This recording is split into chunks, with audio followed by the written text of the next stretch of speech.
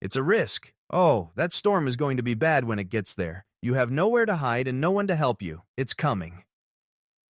For over 10 years, Cornelia Marie was the show's heart and soul. People knew it as the home of Captain Phil Harris, who was tough but loved by his crew. Harris lived and breathed the sea. Josh and Jake, his kids, stepped up and promised to carry the torch when he died. People cheered for them. Things changed in August 2022, though. Anywhere, a court record that had been buried showed up online.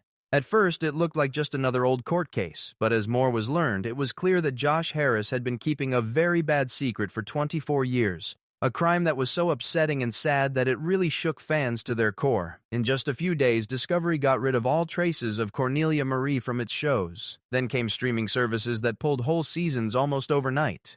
That being said, what did Josh do at the start? When it was made in 1989, the Cornelia Marie was at Horton Boats in Bayou Labatt in Alabama. Labatt was a small, salty town where ships were built. Each weld was the result of generations of skill.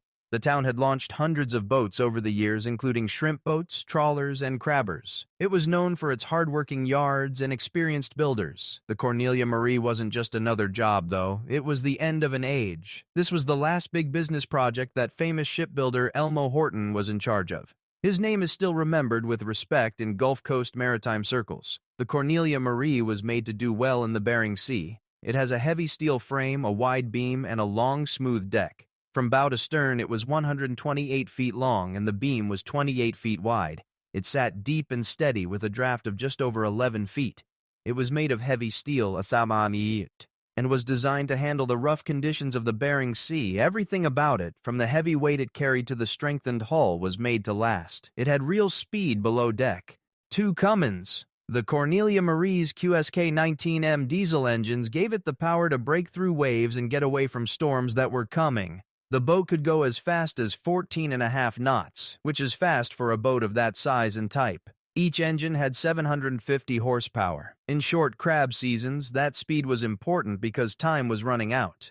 Other boats slowed down, but this one went faster. The Cornelia Marie was built with fuel tanks that can hold 28,500 gallons and fresh water tanks that can hold 3,500 gallons. It could stay out at sea for weeks at a time without having to come back to port, which was very helpful when trying to meet goals in the tough and always changing world of Alaskan crabbing. It became a real rival when it got that range. In other boats, the amount of fuel had to be weighed against the number of crabs, but this one could go farther and fish longer.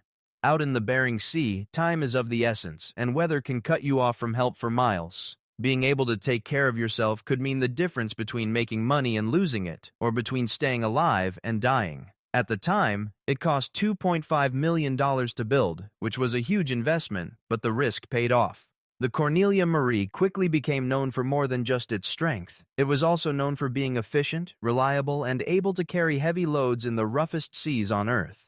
The boat's name was unique and set it apart from the others in the fleet. Ralph Collins, who ordered it to be built, didn't pick a mythical person or a lovely phrase like a lot of other captains do.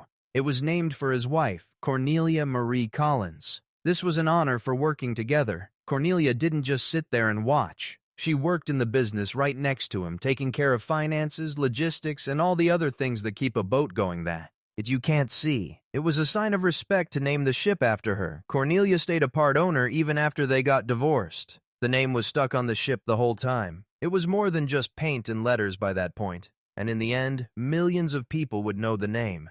It was hard to miss the Cornelia Marie because of its bright yellow flags, aquamarine hull, and white trim. It made itself known. The boat stood out with a look that was both classic and easy to spot, whether it was docked in Kodiak, waiting out in Dutch Harbor, or pushing through the water. It wasn't just paint, though. The Cornelia Marie met the worst of what the Bering Sea had to give right from the start. It looked for king crab, opaleo crab, salmon, and herring. Each season brought new risks. The waves here were some of the roughest in the world, but this boat was made to handle them. The Cornelia Marie could last longer than many of its competitors because it has huge fuel tanks and a lot of liquid storage space. Other people had to go back for supplies, but it kept fishing. In a sport where time is of the essence and gaps are very small, this helped the boat earn a reputation for being one of the toughest on the water. The Cornelia Marie's first crew was made up of both experienced sailors and newbies. Some were interested in the thrill, the risk, and the big money that could be won. Others were barely getting by, wanting to get away from their past or start over. No matter what, they all had to deal with the same terrible conditions. Without notice, icy waves hit the bow and soaked everything in the bitter cold. The wind howled through the sails like a warning that no one could ignore. It was a risk every shift. A man could fall into the water and drown with just one wrong step. The Cornelia Marie kept going though, trip after trip. In 2005, when the Big Valley went down in the icy darkness, killing many, the Cornelia Marie joined the frantic search for survivors. One man was found living in the wreckage, but that mission left a mark. That kind of work helped Cornelia Marie's name stick. It wasn't just a boat made to haul crab. The boat was already famous among people who lived on the edge of the world long before cameras came along or it became famous. The Cornelia Marie had become a star in its own right by the 1990s and early 2000s. Its length was increased by 22 feet during a big renovation, which made it able to hold 100,000 pounds of crabs. The boat could now bring in more than 300,000 pounds of crab in a single trip when it was full. Other boats had a hard time during bad weather or gave way under pressure, but the Cornelia Marie stayed strong. It was successful because people worked hard, made smart decisions, and made decisions often. All of these things would make the boat great for reality TV one day. Phil Harris was at the center of that story. He joined in the early 1990s, worked hard, and eventually became a part owner. By 1998, he was in charge as captain, the PA Ace of Change. Phil Harris was very tough, very demanding, and very loyal to his crew. He looked out for the men on the Cornelia Marie like family and was there for them in every storm, injury, and long night on the tracks. He had a strong connection to that boat. It went on for more than 20 years and made Cornelia Marie who she is today. A small town in Washington called Bottle was the start of his trip. There, he learned how to fish with his father when he was 8 years old. He quit high school when he was 17 years old. It's interesting that he went crab fishing for money. A friend made more than $100,000 in one season and bought a brand new car to drive home. At the same time, Harris was stuck in an old Chevelle and daydreaming about bigger things. He got his things together and went north. He almost broke in the first season. He didn't make anything and quit once. But Harris came back with a point to make after the captain made fun of him for leaving. He finally made $130,000 in one season when he was 19. Next, when he was 21, he owned his first boat, which was named the Golden Viking.